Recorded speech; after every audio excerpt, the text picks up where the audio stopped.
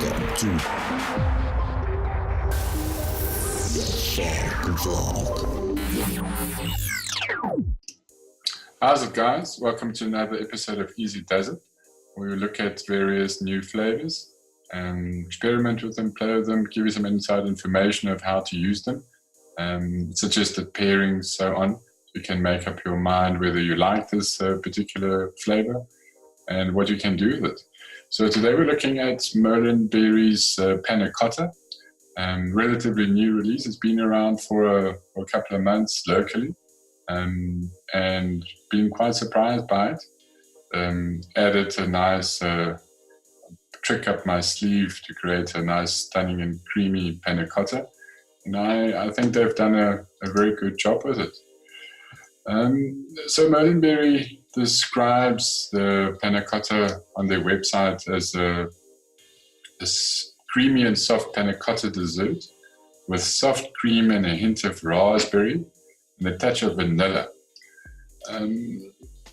All those elements are definitely there, and it's a very, very creamy, very full panna cotta, and definitely true to its name. The vanilla is there, but very slight. If you're going to use it as a true panna cotta, I would suggest to increase the vanilla notes by adding another vanilla. It is not a bakery vanilla. It's more of a natural, fresh, almost sharp vanilla, but faint. It's not present and heavy, but it's present but little. It's very faint. Add a little bit just to boost it. The raspberry is there, again not very strong. I find up until about 3-4% it's almost not noticeable. The higher you go, the stronger the raspberry comes out, but it is then too strong, and it sort of clashes with the creaminess a bit, and it takes over from the main profile. I pick up a very malty and strange nutty note from it. Not off-putting, not an off note in the least. It is a rich malty taste to it. So I don't know what cream-based was used for it, but it's interesting.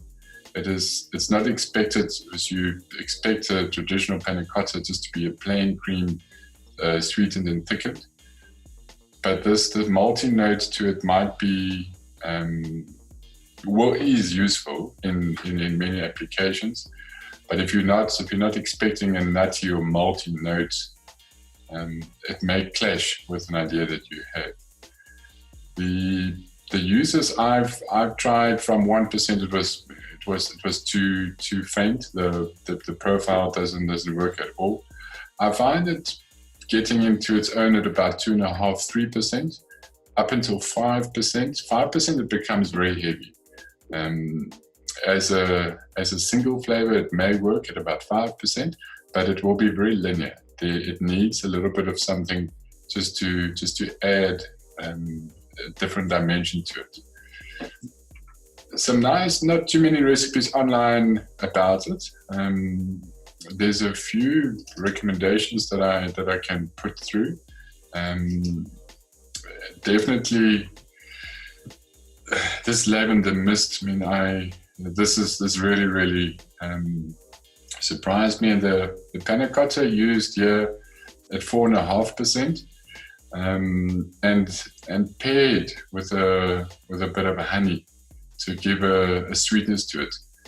Although the panna cotta is, I would almost say semi-sweet. It's not a full sweet panna cotta, true to its name, and I think it lends itself to be used as a base to then provide the extra sweetness. So here she's used it with a bit of honey and sweet vanilla cream to add a nice, or vanilla whipped cream, to add a nice creaminess to it and enhance the creaminess.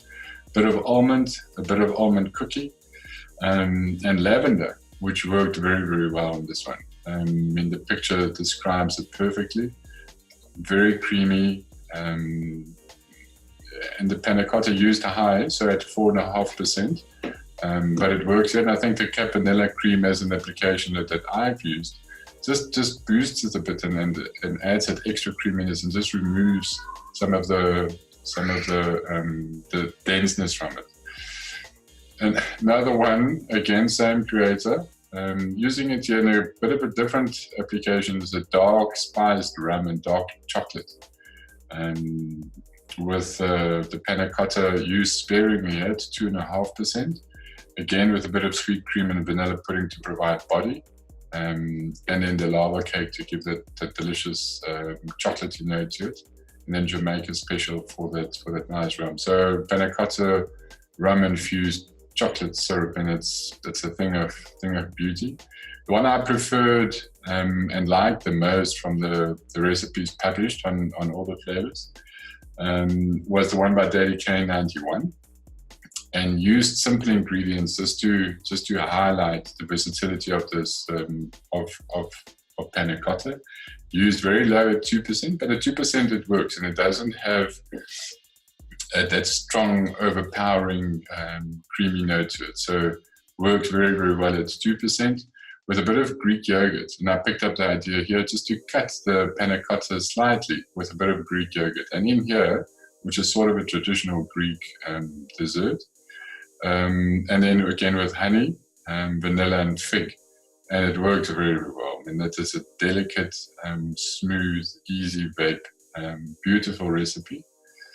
And then another chocolate-inspired one by Shake and Bake 007, Cuckoo for Custard, using the panna cotta 1.25, so very little. It's there, boosted. I think the marzipan note here and the nuttiness adds to the nuttiness I pick up in the panna cotta. Made more indulgent with a bit of vanilla custard. And then we've got the double chocolate and glamour chocolate and lava cake, a bit of caramel, and some more custard to boost the creaminess. So this one is very indulgent, very over the top. Enjoyed it. A bit too much chocolate for me. I prefer to taste the flavor on its own. And I mixed up a little something. I did a forest panna cotta. So using panna cotta as the euro, and what I've done is I've just added as well just a bit of yogurt, so 1.5% flavor West yogurt, just to cut the sweetness, the inherent sweetness in the panna cotta. It's not overly sweet at all. This just cuts it and balances it nice, and adds an additional element of creaminess. And what I've done is I've taken a tried and tested fruit mix, which is forest fruit at 3% and Capella harvest berry forest fruit at 3% and harvest berry at 2%, and combine those to create a marvelous berry sauce that's on top. And I've found that the berry mix marries with the inherent nutty notes of the panna cotta very, very well. And there's almost an earthiness to the fruit mix that goes together with that maltiness that's present in the panna cotta. And together they just work so well. I mean, this fruit mix you can use in any application. And there's another version that I tried is to enhance the raspberry flavor that is in the panna cotta, although very slight. I made the same recipe and added 1% of FA raspberry. The barrel worked beautifully, really, really nice. Don't think it's entirely necessary, so I removed that, and the flavor was sufficient without it. I think it just added a bit of noise to it, and it's not entirely necessary, but if you want to try something else, just add that. I put as a side note there to add WS23 at 0.25%. Although it sounds a bit strange and out of place here, what it does is it cools down and it emulates a refrigerated panna cotta vibe. Adds beautifully to the berry combo, and gives it a different dimension. So very, very well done Molinberry with the panna cotta. I can see this used in basic dessert recipes. It won't transcend into tobacco. I don't think it will work very well. But married with fruits, figs, berries, strawberry, it's meant that the possibilities in terms of fruit toppings and things are there. To add a bit of body to creamy desserts, definitely an option. But just take note of that malty note that it does have. I've got no problem with it. I enjoy it thoroughly, the malty note, but it might be out of place in certain recipes. So a fantastic flavor, used sparingly. I used it at 3% and found 3 to 3.5% to be adequate as a panna cotta. Very, very delicate and smooth. It's not a heavy,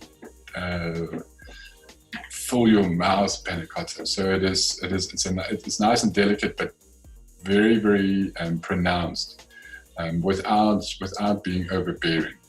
And it lends itself to be able to mix with other creams to fill it out. A bit of custard, a bit of plain cream, yogurts work beautifully in it. So very, very nicely done, and recommended. Thanks, guys.